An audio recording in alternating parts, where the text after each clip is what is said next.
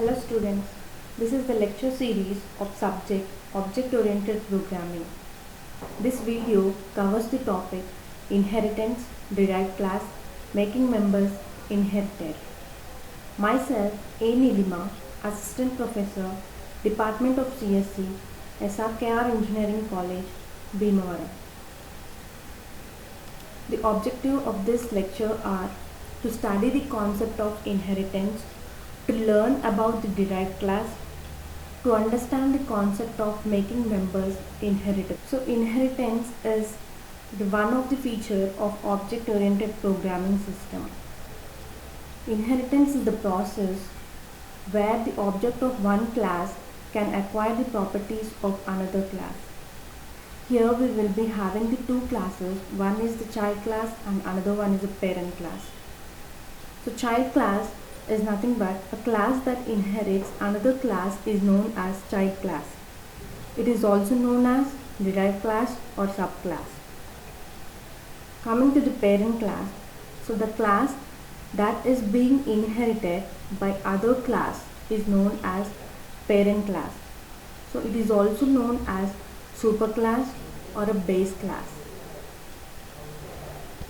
But why and when to use this inheritance? Okay, consider a group of vehicles, example bus, car, truck. So in that we will be having the methods, fuel amount, capacity, apply brakes. So these methods will be same in all these three classes. Okay, if we create these classes avoiding inheritance, then we have to write all these functions in each of the three classes. Okay, here this is a separate class, bus, car and a truck. So in all of these three classes the methods will be the same. So by this it results in a duplication of same code 3 times. Okay, which increases the chances of error and data redundancy. So to avoid this type of situation, inheritance is used. If we create a class vehicle and write these three functions in it and inherit the rest of the classes from the vehicle class, then we can simply avoid the duplication of data and increase the reusability. So here class vehicle, we have written that three methods in this class vehicle. So fuel amount, capacity, apply brakes. So all these three methods we have written in base class vehicle. So this class is inherited by remaining three classes. So class bus, class car and class truck. So bus, car and truck, all these three classes are inherited from a base class vehicle. So by using this inheritance, we have to write the functions only one time.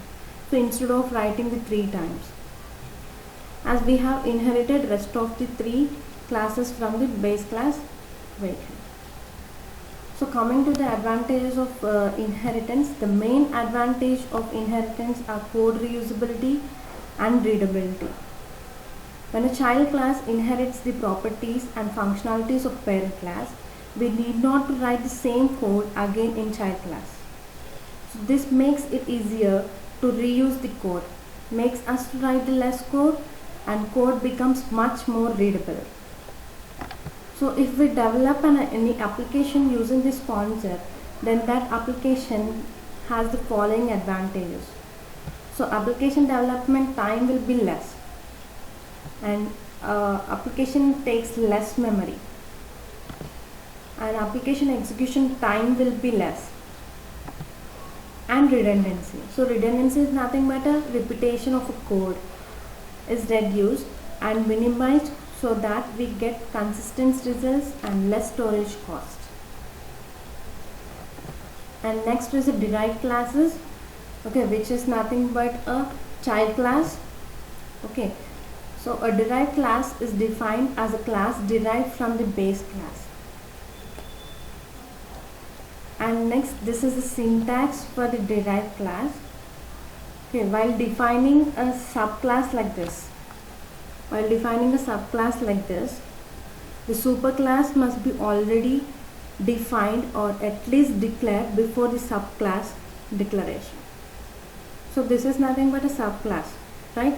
So before declaring this, so we have to declare a superclass before writing this derived class. Okay, and this is the syntax for derived class. So class derived class name colon access mode and a base class name, and in that flower brace we will be writing the data members and methods. Okay, here derived class represents the name of the derived class, and a base class name represents the name of the base class, and the symbol colon, it is the operator which is used for inheriting the features of base class into derived class. It improves the functionality of the derived class. And next, the access mode.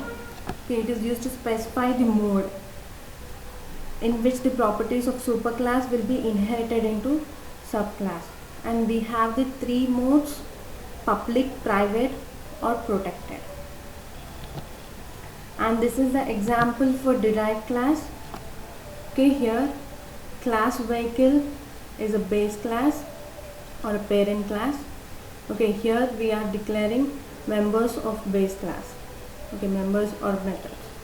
And next, this is the derived class, class car colon, and this is the syntax for deriving the derived class, class car colon public, and this is the access mode.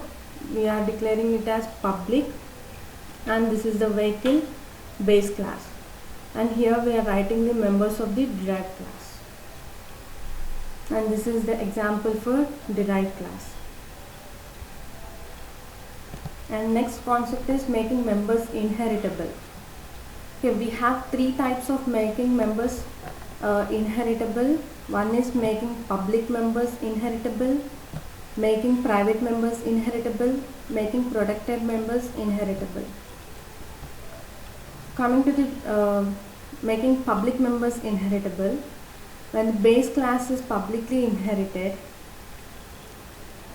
then the public members of the base class becomes public member of derived class, and each protected members of the base class become protected members of the derived class. Every private members of base class are inaccessible to the derived class, and this is the syntax for making members public members inheritable. So this is the base class and this is the derived class. So we are making the members public. So for that we will write a access mode as public. Okay, class derived class name colon public base class name. So here whatever the public members of base class will become the public members of derived class. Okay, and protected members of base class will become the protected members of the derived class, and private members will be inaccessible in the derived class. And next is making private members inheritable. So private derivation means that base class have been inherited privately. So public members of base class become private members of the derived class, and the protected members of the base class become private members of the derived class. The private members of the base class stay private within the base class. They are only visible within the base class. And one more thing is the note. Okay, the important thing is in C++ the default mode of visibility is private. Okay, the private members of the base class are never inherited. And this is the syntax for making private members inheritable. So class base class name, we will be writing the members in this, and next class derived class name colon private, access mode is private, so base class name. and whatever the data members or methods will be represented here. And this is the syntax for making private members inheritable. And next one is making protected members inheritable. So protected derivation means that the base class has been inherited protectedly.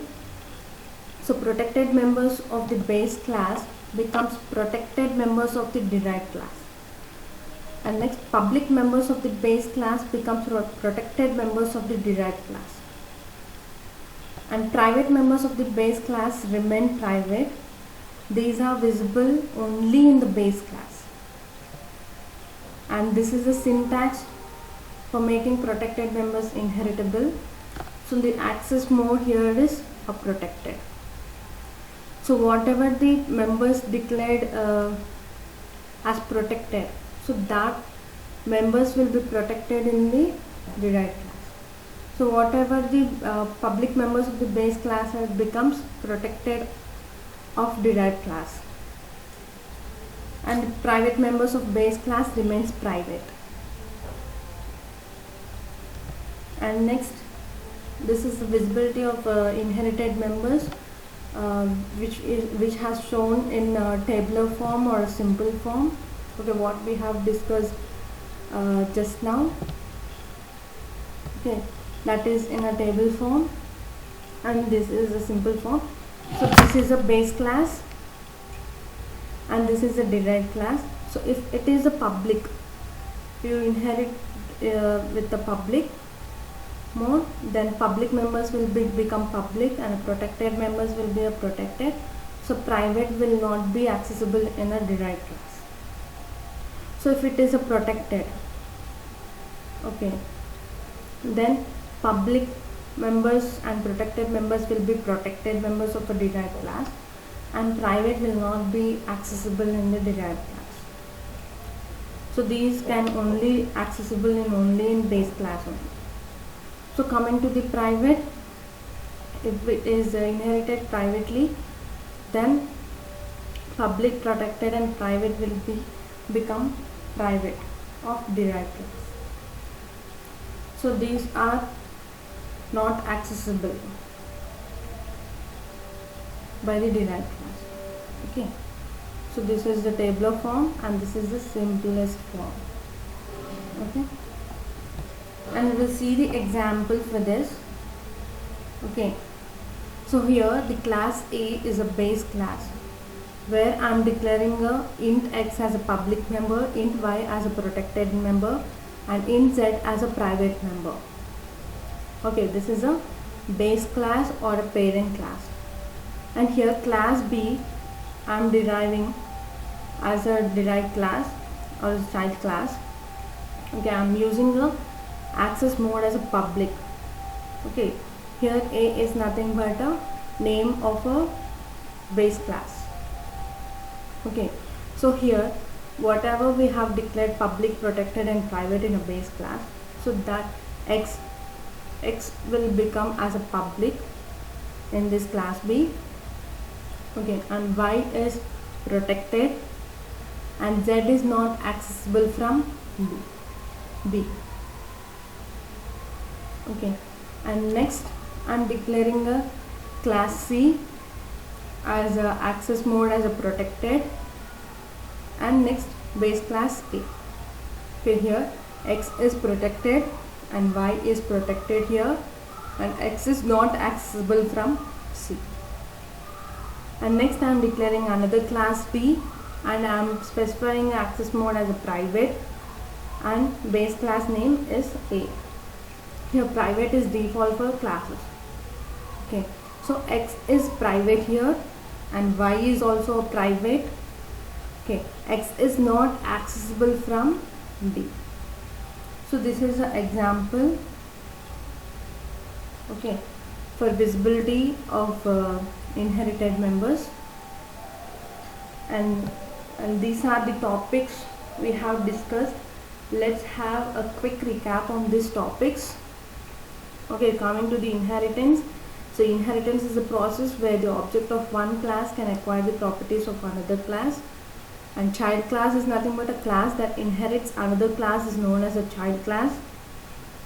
Parent class, the class that is being inherited by other class is known as a parent class. Derived class, a derived class is defined as a class derived from the base class. And public members inheritable in that.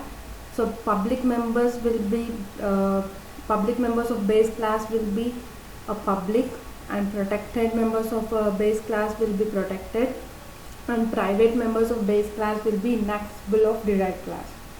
So in private members inheritable, public and protected private of base classes will be a private of derived class. And next, protected members inheritable, public members of base class will be protected, and protected members of base class will be protected in protected of base derived class, and private of base class will be inaccessible of derived class. Thank you.